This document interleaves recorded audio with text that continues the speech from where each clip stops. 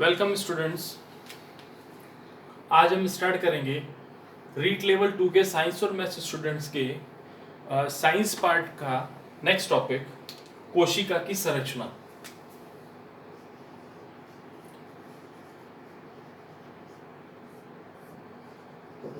कोशिका की संरचना। प्रीवियस क्लास में हमने कोशिका के प्रकार, कोशिका की परिभाषा, इन सब के बारे में डिस्कस किया था। आज हम कोशिका की संरचना को कोई डिटेल में नहीं लेंगे क्योंकि डिटेल में तो नोट्स अवेलेबल होते हैं। हम उन पॉइंट्स को लेंगे इसमें जिसमें केवल क्वेश्चन बन सकते हैं, ऑब्जेक्टिव क्वेश्चंस। सो कोशिका की संरचना जब भी हमें पढ़नी है तो हमें कोशिका के 3 अलग अलग फॉर्मेट में पढ़नी पड़ेगी। पहले हमें कोशिका की संरचना, जिसको बोलते हैं प्रोकैरियोटिक कोशिका,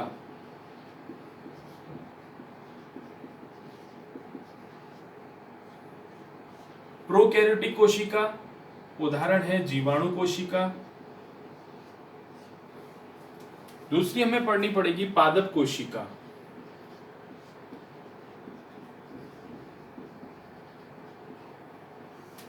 और थर्ड हमें पढ़नी पड़ेगी जंतु कोशिका।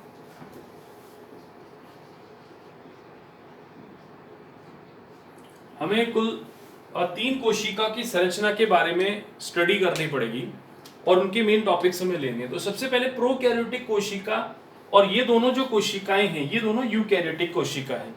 तो इनमें कौन कौन सी संरचनाएं पाई जाती हैं, इनमें कौन कौन सी संरचनाओं के कार्य क्या है और उन पे कैसे क्वेश्चन बनते हैं वो देखते हैं। सबसे पहले लेते हैं हम प्रोकैरियोटिक कोशिका या जीवाणु कोशिका।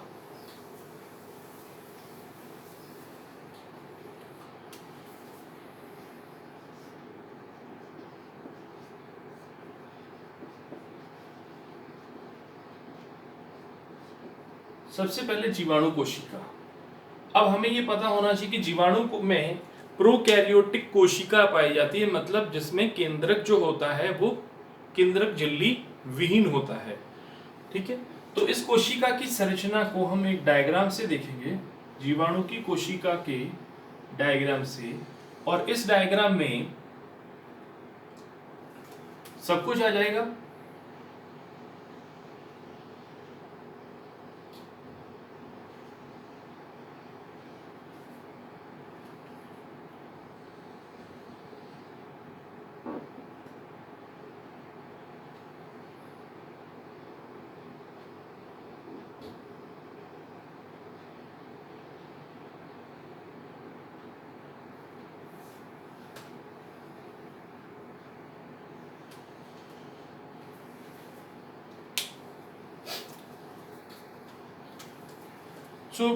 पहले जीवाणु कोशिका जो प्रोकैरियोटिक कोशिका है उसके बारे में पहला जो क्वेश्चन बन सकता है कि जीवाणु में कितनी भित्तियां, कितनी परतें पाई जाती है।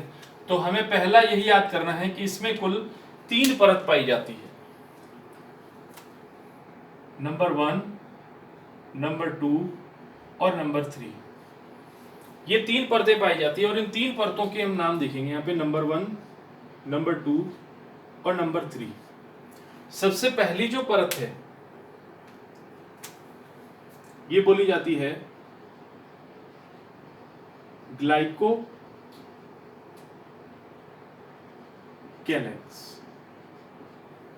नंबर 2 परत जो बोली जाती है उसको बोलते हैं कोशिका भित्ति। और नंबर 3 जो परत है इसको बोलते हैं कोशिका झिल्ली।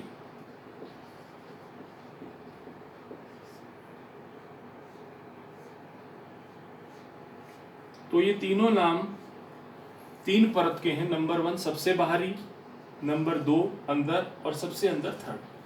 तो सबसे पहले प्रोकैरियोटिक कोई भी कोशिका है या जीवाणु कोशिका ले रहे हैं, सबसे बाहरी परत ग्लाइकोकैलेक्स, कोशिका भित्ति नंबर 2 और अंदर भी कोशिका झिल्ली होती है। तो ये 3 परतों के बारे में पहला जो क्वेश्चन है जो इससे बन सकता है वो बताया मैंने। उसके बाद लेते हैं नेक्स्ट।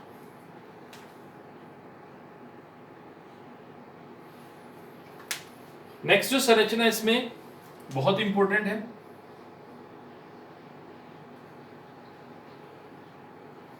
ये संरचना है केंद्रकाभ। अब यहाँ पे क्वेश्चन कैसे बनता है, हम केंद्रकाभ क्या होता है, किससे बना है, कुछ नहीं करेंगे। जैसे क्वेश्चन क्या बनता है, केंद्रकाभ, केंद्रकाभ प्रोकैरियोटिक और जीवाणु का आनुवंशिक पदार्थ होता है, इसका आनुवंशिक पदार्थ होता है, यानी जेनेटिक मटेरियल बोलते हैं इसको केंद्रकाभ। ठीक है, तो ये केंद्रकाभ जो है, अब इस केंद्रकाभ के चारों ओर केंद्रक झिल्ली अनुपस्थित होती है। तो केंद्रक झिल्ली अनुपस्थित होने की वजह से इस जीवाणु को बोला गया है, इस जीवाणु को बोला गया है प्रोकैरियोटिक। अगर केंद्रक झिल्ली इसमें उपस्थित होती तो ये यूकैरियोटिक बन जाता। यहां पे इस जीवाणु को बोला गया प्रोकैरियोटिक क्योंकि केंद्रकाभ यानी आनुवंशिक पदार्थ के चारों ओर कोशिका झिल्ली केंद्रक झिल्ली जो होती है वो अनुपस्थित होती है। अब लेते हैं नेक्स्ट, इस पे क्वेश्चन कैसे बन सकता है। प्रोकैरियोटिक कोशिका, जीवाणु कोशिका का आनुवंशिक पदार्थ कौन सा होता है, केंद्रकाभ कहलाता है। एक नाम और लेते हैं इसका, जीनोपोर।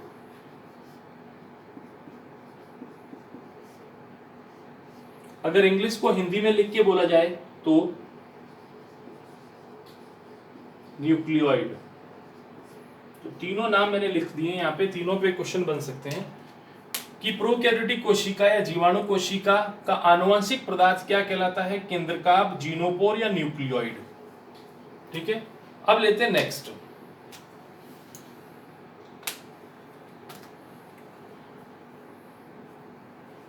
अब इनमें मैंने लास्ट क्लास में आपको बताया था कि कोशिकांग उपस्थित होता है, लेकिन झिल्ली युक्त कोशिकांग इनमें अनुपस्थित होता है। तो कोशिकांग एक ही है इसमें, ये कोशिकांग होगा राइबोसोम, और राइबोसोम 70S प्रकार का होता है। तो अब यहां पे दो क्वेश्चन बन सकते हैं। फर्स्ट, इनमें कोशिकांग कौन सा उपस्थित है, ये क्वेश्चन बनेगा। तो इनमें कोशिकांग राइबोसोम उपस्थित है। राइबोसोम कौन सा है, 70S 70S प्रकार का राइबोसोम इसमें उपस्थित होता है। तो यहाँ पे हमें दो क्वेश्चन और देखने हैं कि प्रोकैरियोटिक या जीवाणु कोशिका में राइबोसोम 70S प्रकार का, या किसी भी यूकैरियोटिक कोशिका के कोशिकांग में राइबोसोम 70S प्रकार का होता है। तो यहाँ पे दो क्वेश्चन बनते हैं, प्रोकैरियोटिक या जीवाणु कोशिका में राइबोसोम 70S प्रकार का, या किसी भी यूकैरियोटिक कोशिका के कोशिकांग में भी अगर राइबोसोम होगा वो भी 70S प्रकार का ही होगा। अब यहाँ पे देखते हैं इस S के बारे में। इस S को क्या बोला जाता है, ये 70S का मतलब होता है स्विसबर्ग यूनिट। ये एक यूनिट है जो साइंटिस्ट के नाम पे दी गई है, और इस S के बारे में इसका पूरा नाम पूछा जाता है तो S का मतलब हुआ स्विसबर्ग। स्विसबर्ग एक यूनिट होती है, इसलिए इसको S लिखा गया है। तो यहाँ राइबोसोम से रिलेटेड, केंद्रकाभ से रिलेटेड क्वेश्चन। अब लेते हैं नेक्स्ट। इनके अंदर एक और संरचना पाई जाती है,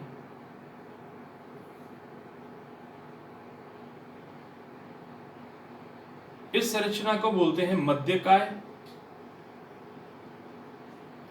इंग्लिश में इसको मीसोसोम बोलते हैं, मीसोसोम। इसका मुख्य कार्य है इस जीवाणु कोशिका के लिए ऊर्जा उत्पादन करना। ये मीसोकाय, मध्यकाय है। तो यहां पे कार्य तो पूछेंगे नहीं, यह पूछा जाएगा कि यूकैरियोटिक कोशिका में ऊर्जा बनाने के समान वह कौन सा अंग है जो प्रोकैरियोटिक कोशिका में ऊर्जा बनाता है।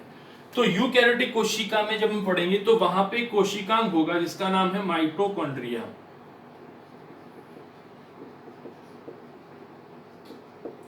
ये माइटोकॉन्ड्रिया ऊर्जा बनाता है जिसको एटीपी बोलते हैं। तो एग्जैक्टली ऐसे ही मध्यकाय यहाँ पे ऊर्जा बनाने का काम करता है। तो मध्यकाय ऊर्जा बनाएगा और इसको ऊर्जा मिलेगी तो ये गति करेगा और ये दूसरे कार्य करेगा। तो मध्यकाय पे क्वेश्चन बन सकता है ऊर्जा बनाने से संबंधित। तो ये नेक्स्ट क्वेश्चन हुआ मध्यकाय से संबंधित। अब यहाँ पे जीवाणु कोशिका के बारे में, इसके अंदर जो पाए जाने वाला लिक्विड है, तरल पदार्थ है, उसके बारे में भी देखते हैं कि क्या क्या है। इनके अंदर पाए जाने वाला तरल पदार्थ है जीव द्रव्य। यहां जो संपूर्ण जगह पे लिक्विड मटेरियल या तरल पदार्थ पाया जाएगा जिसमें सब पदार्थ उपस्थित होंगे वो कहलाता है जीव द्रव्य। यहाँ पे दो शब्द एक साथ में आएंगे जिसमें कंफ्यूज करने के लिए होंगे, जीव द्रव्य और कोशिका द्रव्य। इसके बारे में नेक्स्ट हम यूकैरियोटिक पढ़ेंगे, तब ये इजीली अलग अलग हो जाएंगे, जीव द्रव्य और कोशिका द्रव्य।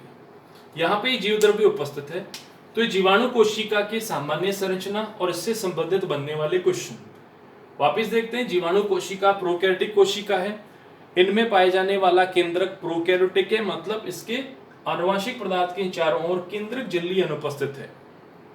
ठीक है, इनमें परतें तीन, ग्लाइकोकैलेक्स सबसे बाहरी परत, नंबर 2 पे कोशिका भित्ति, नंबर 3 पे कोशिका झिल्ली। क्योंकि यहाँ पे कोशिका भित्ति जो होती है, जब भी याद किया जाता है तो ये माना जाता है कोशिका भित्ति पादप में होती है, लेकिन यहाँ पे जीवाणु में भी कोशिका भित्ति पाई जाती है। तो 3 झिल्लियां हो गई, बाहर से अंदर इनका क्रम ग्लाइकोकैलेक्स, कोशिका भित्ति और कोशिका झिल्ली। अब आते हैं नेक्स्ट, आनुवंशिक पदार्थ, केंद्रका, जीनोफोर या न्यूक्लियोइड। ये आनुवंशिक सूचनाओं का वहन करता है एक जीवाणु से दूसरे जीवाणु में। उसके बाद में राइबोसोम, राइबोसोम के बारे में मैंने 2 बताए थे आपको क्वेश्चन। प्रोकैरियोटिक या जीवाणु कोशिका में पाया जाने वाला कोशिकांग राइबोसोम है, 70S प्रकार का है, लेकिन इसके साथ में एक और बताता हूं मैं आपको कि इनमें झिल्ली नहीं पाई जाती है, इसके सराउंडिंग झिल्ली नहीं है, इसको हम बोलेंगे झिल्ली रहित कोशिकांग।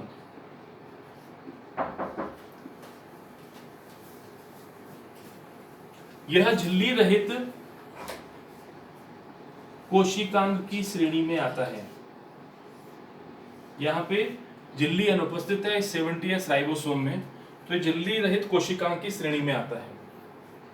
नेक्स्ट डिस्कस किया था मध्यकाय, इसकी झिल्ली पे पाए जाने वाला अंतर्वलन, ये अंदर की तरफ जो वलन होता है अंतर्वलन, ठीक है, ये कहलाता है मध्यकाय।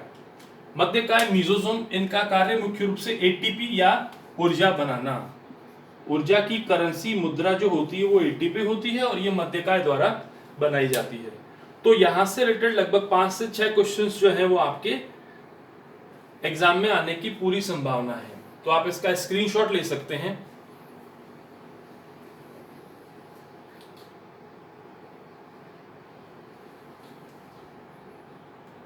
आई होप आपने स्क्रीनशॉट ले लिया होगा। ऐसे ही आगे की सारी क्लासेस में धीरे धीरे टॉपिक को बढ़ाते हुए हम केवल रीट में आने वाले क्वेश्चंस पे ही डिस्कस करेंगे। इसकी संरचनाएं बहुत बड़ी है, इनके बारे में अलग अलग नाम है, इनकी कोशिका भित्ति किससे बनी हुई है, कोशिका झिल्ली किससे बनी हुई है, ग्लाइकोकैलेक्स किससे बना हुआ है, ये डीप के क्वेश्चंस हैं। लेकिन जो रीट लेवल 2 में आने लायक क्वेश्चंस हैं वो मैक्सिमम मैंने कवर की हैं। नेक्स्ट क्लास में हम कवर करेंगे इनका कोशिका द्रव्य क्या है, जीव द्रव्य क्या है और वो सारी संरचनाएं क्या है। तो thank you for joining my classes. अगर आपको ये वीडियो यूजफुल लगा है तो प्लीज मेरा चैनल सब्सक्राइब कीजिए।